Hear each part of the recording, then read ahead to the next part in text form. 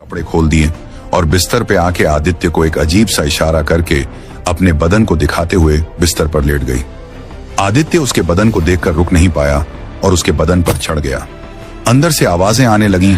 आह आह आह आह। उधर गांव में थकान से चूर राइस्टार की आंख खुली, पर जैसे ही उसने बगल में देखा उसे बिस्तर खाली मिला। वह हड़बड़ाकर उठ बैठा। रिया कभी भी सुबह बिना बताए कहीं नहीं जाती थी। राइस्टार का दिल किसी अनहोनी की आशंका से बैठने लगा। वह बदहवास होकर घर से बाहर निकला और अपनी नजरें गांव के चारों ओर दौड़ाने लगा। उसने चीख कर पुकारा, रिया रिया कहां हो तुम? पर जवाब में सिर्फ खामोशी थी। उसने आस पड़ोस के घरों में जाकर देखा। हर उस जगह गया जहां रिया जा सकती थी, लेकिन रिया का कोई अता पता नहीं था। रिया राइस्टार को छोड़ गई। दिन तेजी से बीते, हफ्ते गुजरे और फिर महीनों से होते हुए साल बीत गए, पर रिया कभी वापस नहीं आई। राइस्टार ने रिया को भूलकर अपनी पूरी दुनिया बेटी पायल के नाम कर दी। राइस्टार अब पायल के लिए पिता भी था और माँ भी।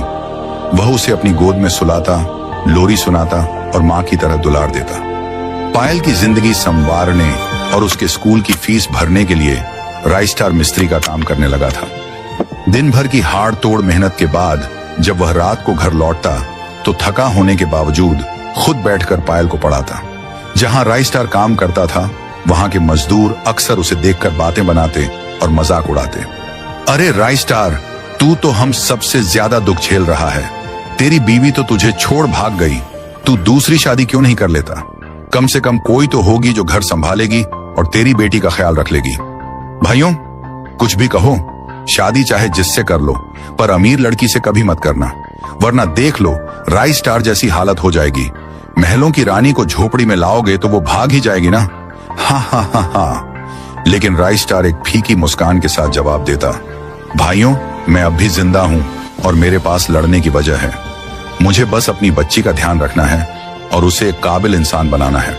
अब यही मेरी जिंदगी है और मेरा आखिरी मकसद भी। रही बात शादी की, तो मुझे किसी और की जरूरत नहीं। वक्त तेजी से बीता और 2 महीनों बाद गांव का माहौल पूरी तरह बदल गया। चुनाव का बिगुल बज चुका था। हर तरफ नारेबाजी हो रही थी और सरपंच बनने की होड़ मची थी। इस बार इलेक्शन में एक नया चेहरा उतरा था, ठाकुर। ठाकुर ने गांव के बीचों बीच भारी भीड़ इकट्ठा की और जोश भरे अंदाज में भाषण देना शुरू किया। वह बोला, मेरे प्यारे भाइयों और बहनों, कैसे हो आप सब? मैं पहली बार आपके गांव आया हूं और मेरा चुनाव चिन्ह कटोरा है। अगर आप मुझे भारी मतों से जिताकर इस गांव का सरपंच बनाते हैं तो वादा करता हूं कि आपको राशन के लिए कभी शहर के चक्कर नहीं काटने पड़ेंगे।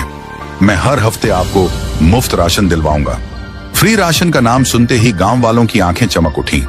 महंगाई और गरीबी से जूझ रहे लोगों के लिए यह किसी वरदान से कम नहीं था। नतीजा यह हुआ कि लोगों ने बढ़ चढ़कर ठाकुर को वोट दिए और वह भारी बहुमत से गांव का नया सरपंच चुन लिया गया। गांव में खुशियों का माहौल था, लेकिन लोगों की नजरें सिर्फ उस फ्री राशन पर टिकी थीं। ठाकुर ने भी अपने वादे के मुताबिक शहर से राशन के 2 बड़े ट्रक गांव के लिए रवाना कर दिए थे।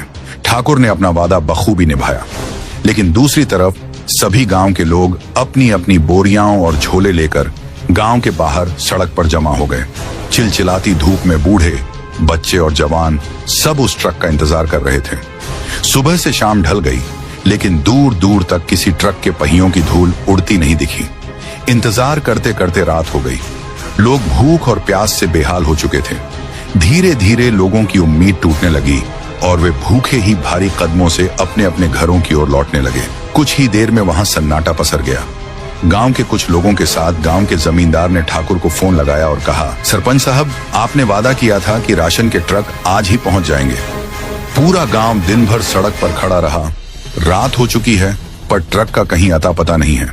आखिर बात क्या है? सब लोग भूखे पेट ही सो गए हैं।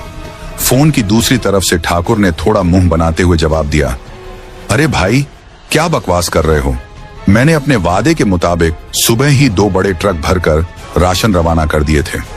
हो सकता है रास्ते में कुछ दिक्कत हो गई हो। कल सुबह तक का इंतजार करो, ट्रक पक्का पहुंच जाएंगे। अगले दिन की दोपहर हो गई, लेकिन फ्री राशन वाले ट्रकों का नामो निशान नहीं था। लेकिन तभी गांव के बीचों बीच एक अजीब नजारा दिखा। जग्गू भाई नाम का एक आदमी अपनी एक छोटी ट्रक की ट्रॉली में चावल और गेहूं की बोरियां भरकर बेच रहा था। वहां लोगों की 2 लंबी लंबी लाइनें लगी हुई थीं। हैरानी की बात यह थी कि जग्गू एक बोरी राशन के 7,000 रुपए वसूल रहा था, जो कि बाजार भाव से कहीं ज्यादा था। फिर भी लोग मरता क्या न करता वाली हालत में अपनी जमा पूंजी निकालकर वह महंगा राशन खरीदने पर मजबूर थे। इधर घर पर नन्ही पायल ने राइस्टार का हाथ पकड़कर कहा, पापा, घर में खाने को एक दाना भी नहीं बचा है। चावल गेहूं सब